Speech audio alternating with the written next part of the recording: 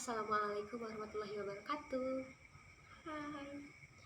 Eh, di sini saya izin memperkenalkan diri terlebih dahulu. Perkenalkan, nama saya Nuria Arianti dari kelas manajemen 20F. Di sini saya akan sedikit talk untuk memenuhi tugas pemasaran manajemen pemasaran 2. Langsung saja, yaitu berjudul tentang bapak ataupun ayah, tapi di sini saya nyebutnya bapak.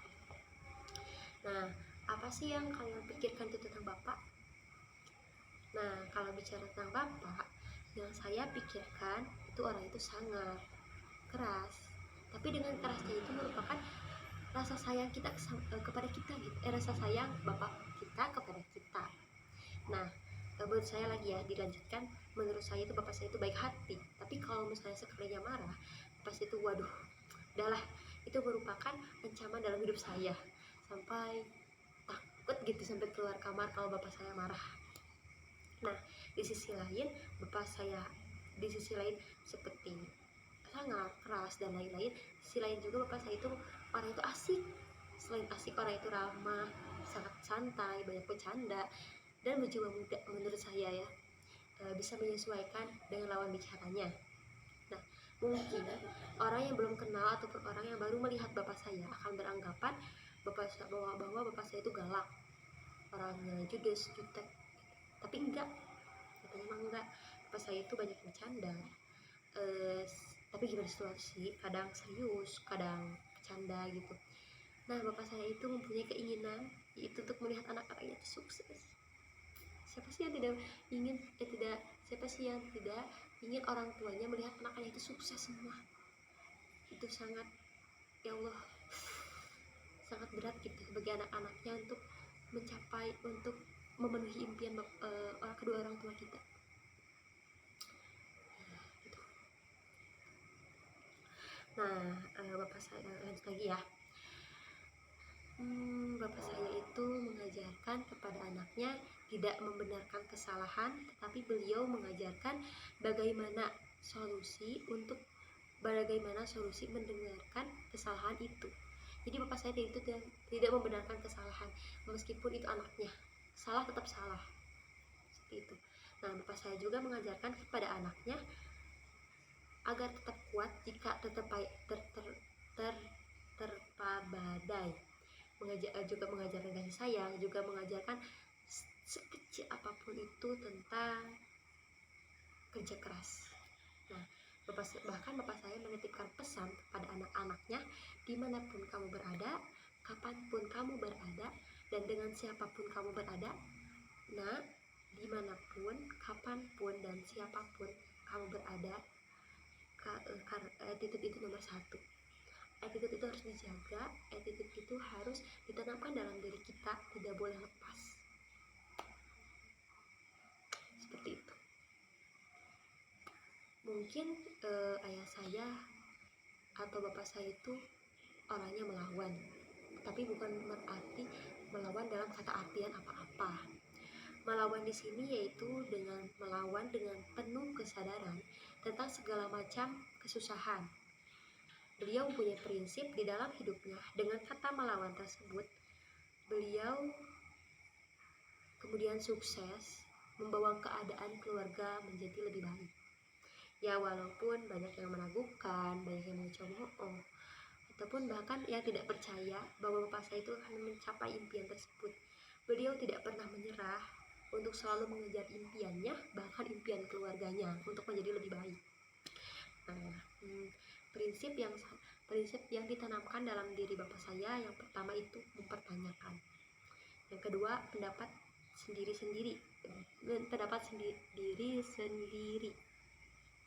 tidak ikutan kata orang lain. Jadi kalau misalnya menurut kita A, selagi itu benar, selagi itu baik buat diri kita dan orang lain, bapak saya itu akan teguh pada pilihan itu, tidak bisa berubah. Dan yang ketiga yaitu mendengarkan saran dari orang lain, karena dengan kata melawan pun tidak akan cukup. Kita harus mendengarkan saran, bahkan mendapat dari orang lain tentang kita. Nah, melawan itu memiliki energi melawan itu mempunyai energi yang sangat besar. Yang pertama yaitu energi diri kita sendiri. Dan yang kedua, tapi energi diri sendiri itu paling penting banget. Yang kedua yaitu orang terdekat, keluarga ataupun teman yang terdekat kita. Karena dengan dukungan dari orang lain ataupun orang yang terdekat kita, bahkan keluarga kita, itu akan memudahkan kita untuk mencapai impian tersebut. Terus, nah bapak saya itu percaya dengan usaha yang dia lakukan, dia akan menggapai impian dan apa yang dia impikan. Mereka percaya bahwa bapak saya bisa mencapai tujuan tersebut, mengasih kepercayaan kepada bapak saya, sehingga bapak saya dapat mencapai impian tersebut. Nah, dengan juga adanya ekspektasi yang tinggi membuat bapak saya yakin terhadap impian tersebut tercapai olehnya. Bapak saya menerapkan kepada anaknya itu tidak menuntut memiliki peringkat di kelas ataupun sampai dipuji-puji orang lain pintar atau apakah, enggak. Bapak saya itu menerapkan dalam diri anak-anaknya itu, kamu bisa, kamu paham, bapak saya cukup. Dari dulu, dari kecil bahkan saya tidak dituntut untuk mendapatkan peringkat 1, 2, 3 ataupun peringkat terbaik di sekolah, tidak. Bapak saya itu menyarankan pada anaknya agar kamu, meskipun kamu tidak mempunyai peringkat, tapi setidaknya kamu paham, kamu mengerti, kamu paham, dan kamu bisa mengamalkan apa yang diajarkan guru dan dosen. Jadi selagi kamu bisa, bapak saya tidak apa-apa. Bisa dikatakan ya, kakak saya, adik saya itu mempunyai peringkat di sekolahnya, bahkan data saya itu mempunyai peringkat di sekolahnya nilai terbesar UN. Nah, sedangkan saya peringkat 1, 2, 3 aja di SMA itu nggak pernah, paling masuk ke 10 besar atau 5 besar. Tapi bapak saya itu tidak pernah, kamu aja bisa kayak gini, adik kamu aja bisa kayak gini, kamu kenapa enggak? Saya nggak kayak gitu. Bapak saya, kadang saya juga insecure ya kepada teteh saya atau adik saya, kayak kamu dapat ranking 1 loh, kamu dikasih hadiah apa, kayak gitu. Tapi bapak saya itu kalau misalnya saya tidak dapat ranking, nggak apa-apa, nggak usah dapat ranking, asal kamu paham, asal kamu ngerti, dan kamu bisa mengamalkannya untuk orang lain. Hadiah apapun, kalau kamu bisa menerapkan semua itu, akan bapak kasih. Seperti itu. Bagaimana bapak saya? Langsung saja. Terus bapak saya pernah bilang, nah dalam menghadapi kenyataan terdapat 2 pilihan. Yang pertama yaitu lari dari ancaman itu, ataupun yang kedua melawan. Nah, ketika kita memilih melawan, kita harus mempunyai persiapan yang tangguh. Jangan goyah, apalagi muncul dalam diri kita itu rasa takut. Ya meskipun rasa takut itu harus ada. Siapa sih yang manusia tidak pernah merasakan takut? Seorang dokter ataupun seorang profesor mungkin akan pernah merasakan rasa takut itu. Langsung saja, terlalu lama ya. Langsung saja. Nah, di sini adalah awal mula bapak saya merintis impiannya, yaitu dengan berjualan ataupun berdagang. Yang pertama, berjualan sendal. Ya, kalau berjualan sendal saya tidak mengetahui secara detail tentang perjalanannya, karena pada saat ini berjualan sendal itu pada saat bapak saya sebelum menikah dengan mama saya, gitu katanya. Nah, dengan berjualan sendal ini bisa merintis rasa cinta dalam diri bapak saya dan mama saya, karena pada saat perjalanan ke Lampung, bapak saya mungkin sedang merantau ya, beliau bertemu dengan mama di Lampung. Entah sedang apa, dia bertemu dengan mama saya. Ya emang mama saya asli Sukabumi, tetapi entah bagaimana, mungkin karena takdir ya, dipertemukan takdir di Lampung.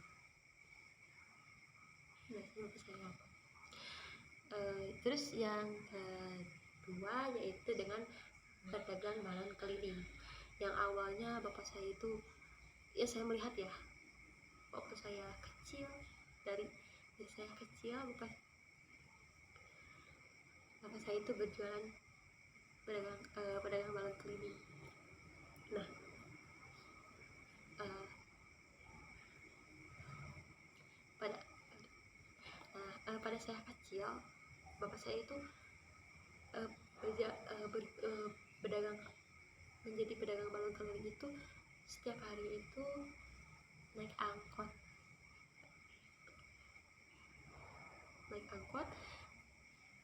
dari jam 8 dari pagi sampai siang.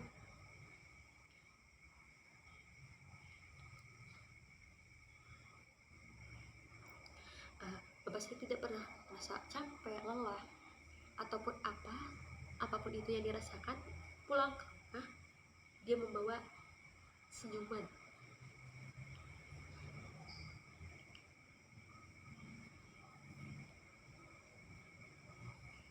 Bapak itu tidak pernah merasa capek gitu melihat anak-anaknya. Kan kita suka menyambut ya sebagai anak gitu.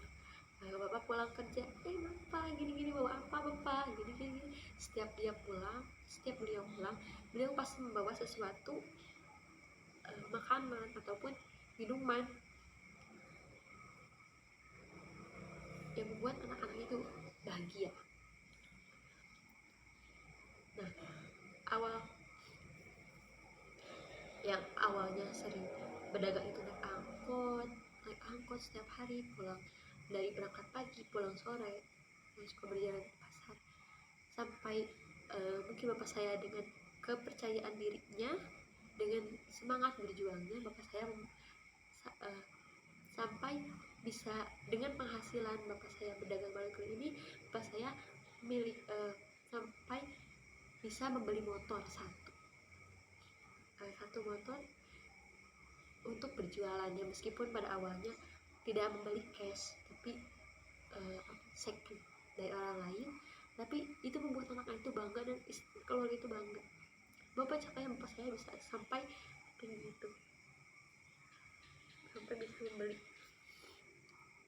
motor meskipun dalam keadaan second. Nah, yang ketiga yaitu berjualan mainan. Nah, berjualan mainan ini tidak setiap hari. Bapak saya berjualan ini pada saat musiman, seperti pada saat keadaan samen ataupun pada lebaran. Kan lebaran banyak orang yang suka berziarah ataupun banyak yang sudah melakukan sholat id gitu ya, berjualan mainan. Nah, seperti pada bulan-bulan sekarang, banyak samenan kan di sekolah-sekolah. Nah, bapak saya itu suka berjualan. Dan yang ketiga yaitu pekerjaan keempat mungkin ya, itu berdagang terompet. Nah, berdagang terompet ini khusus pada saat tahun baru saja dagangnya. Tidak, sudah lewat tahun baru sudah ganti lagi dengan pekerjaan biasanya, seperti itu. Nah, sekarang menuju ke keadaan yang lebih baik mungkin dari yang saya rasakan dari saya sekolah SSD. Meskipun bapak saya tetap berjualan musiman, tapi sekarang keadaan berbalik menjadi lebih baik.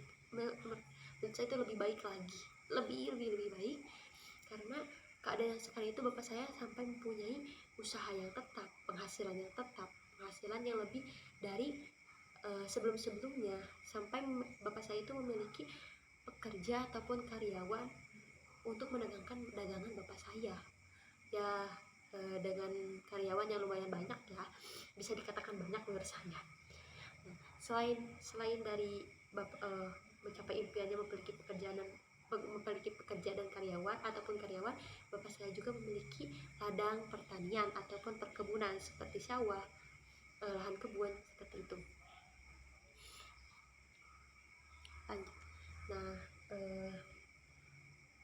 di sini ada contoh lahan pertanian dan perkebunan. Bisa lihat, nah bapak saya itu sawah ada ya, tapi lahan perkebunan itu tidak banyak berhektar-hektar, tidak. Bapak saya itu musiman, kalau misalnya emang musimnya timun itu udah mempersiapkan dari awal-awal bulan awal bulannya. Kalau misalnya jagung, kadang cabai rawit, kadang timun, jagung, kacang panjang, buncis, dan lain-lain, sayur-sayuran.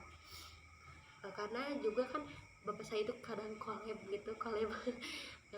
karena kakak mama saya itu mempunyai toko pupuk. Jadi bapak saya bisa mengambil pupuk itu, bekerja sama dengan uak saya untuk menanam perkebunan sayuran itu. Nah, kemudian hasil dari perkebunan dan persawahan itu dijual. Kadang kalau sawah itu dijual ke tengkulak, tapi kalau misalnya perkebunan itu dijual kepada pasar. Jadi pasar itu berperan sebagai pemasok, tidak banyak tapi ya lumayan lah. Nah, terus di sini saya dari awal saya mengerti banyak hal. Dari awal saya mengerti tentang sulitnya hidup, sulitnya mencari uang. Saya menyaksikan betapa susah payahnya bapak saya sampai di titik saat ini. Dari banting tulang, menangis, tenaga yang keluar, keringat, bahkan materi yang keluar, bahkan menghadapi penderitaan yang sangat berat. Tapi beliau tidak pantang menyerah, beliau tidak pernah putus asa sampai di titik ini. Bapak saya memiliki pekerja ataupun karyawan yang mendagangkan barang-barang dagangan bapak saya. Nah, pernah pada suatu saat saya bertanya kepada bapak saya, karena kan bapak saya itu orangnya mudah percaya ya kepada orang lain, mudah menitipkan amanah kepada orang lain meskipun orang itu baru kenal sama bapak saya. Saya pernah bertanya kepada bapak saya, Pak, kenapa sih jadi orang itu baik banget, terlalu baik, sampai percaya kepada orang, sampai menitipkan amanah sebesar kayak usaha bapak saya kepada orang. Karena bapak harus percaya gitu kan. Gimana adanya sih rasa takut dalam diri bapak saya, buat takut bapak saya ditipu ataupun dibohongi ataupun diambil barang-barangnya ataupun gimana. Tapi bapak saya menjawab dengan santainya, dengan bercandanya gitu ya. Maafin menggunakan bahasa Sunda ini. Bapak sok inget baheula di baheula bapak yang acis teh ka beak karep bahasana. Tapi ayeuna mah bapak tos mampu jangan biayaan keluarga, jangan, bahkan bapak biasa sawah ataupun kebun jeung segala kahayang istri, kahayang anak-anak biasa kacumponan. Ayeuna mah bagian bapak nerapkeun rasa syukur bapak ke Allah karena terus dipasih kepercayaan ke Allah bahwa berupa rezeki yang pada saat ini bapak saya punya. Bareto mah bapak teh seueur anu bantuan. Jadi pas bapak saya berada di Kedah, banyak sekali yang ngebantu, banyak sekali yang nge-support bapak saya, sehingga bapak saya itu ingat gitu, pas bareto mah bapak teh seueur anu ngabantuan.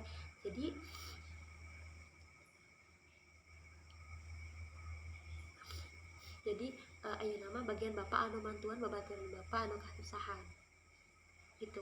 Teh sada cenah salat teh ngabantuan anu kasusahan mah ai di mana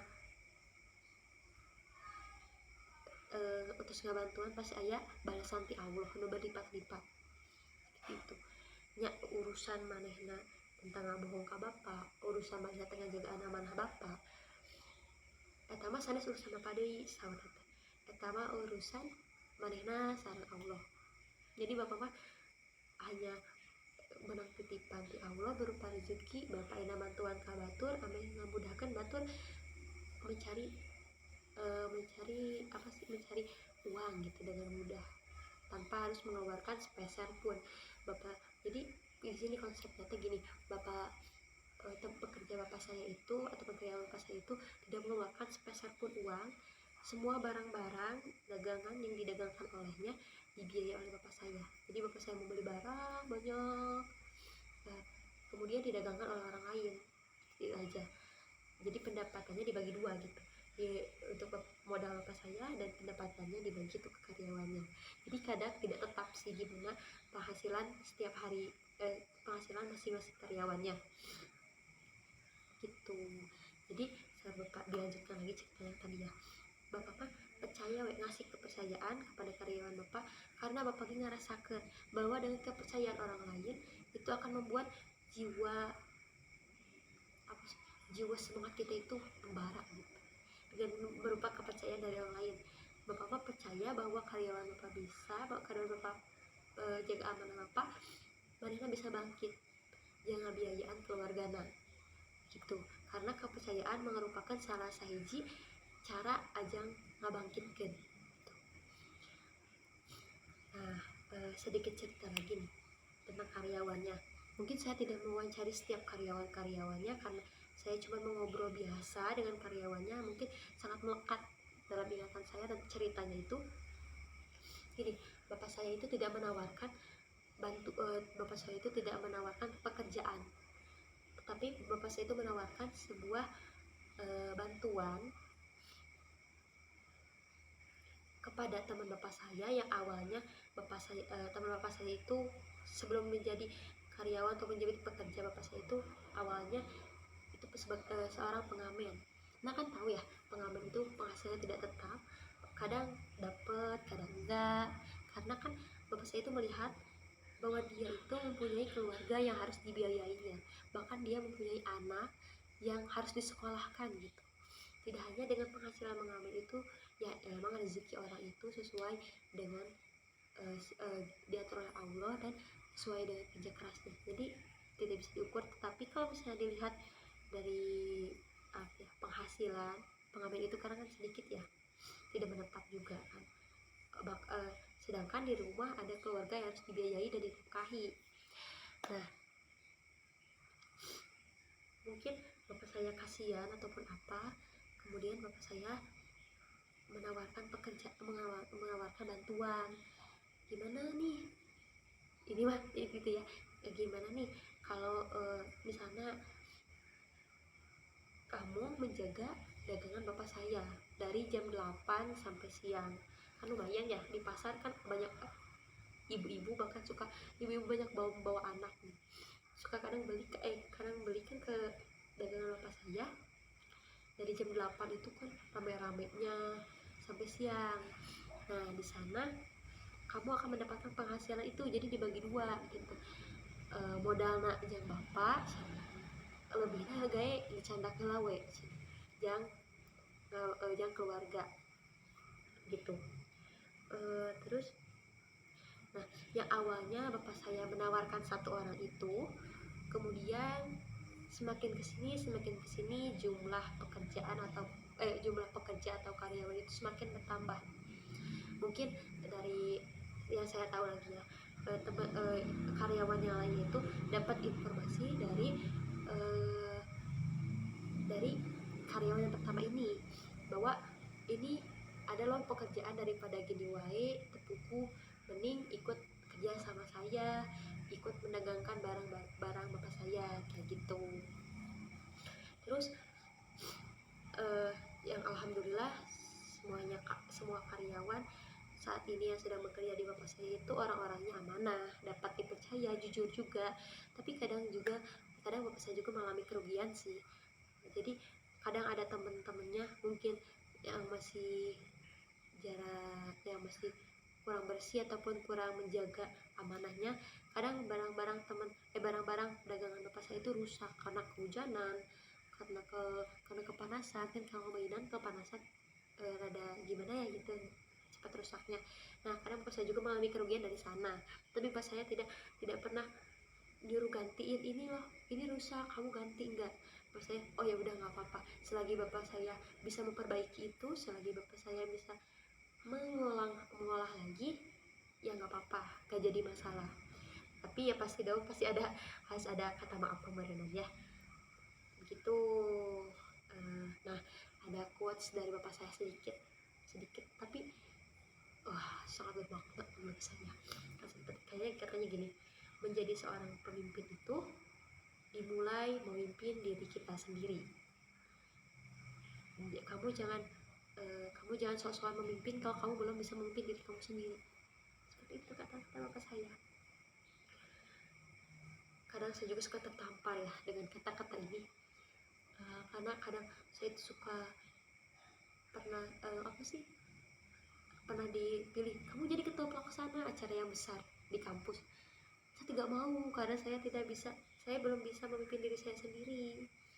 Saya masih masih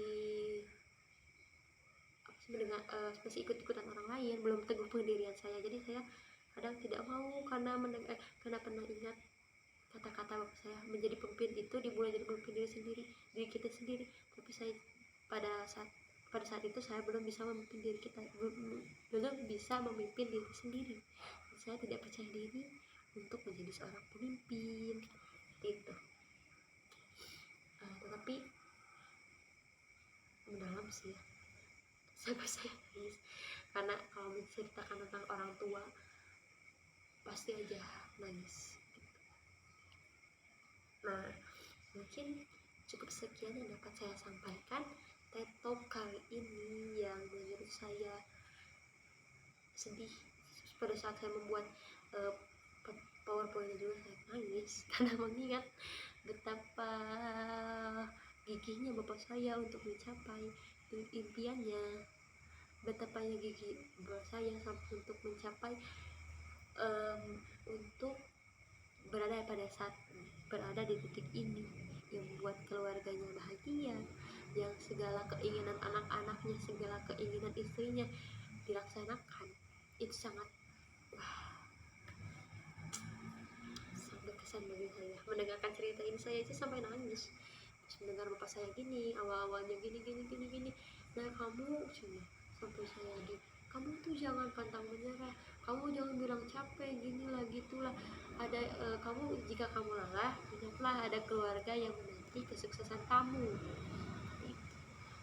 Jadinya itu sangat berat bagi anak-anak untuk melaksanakan, untuk mencapai impian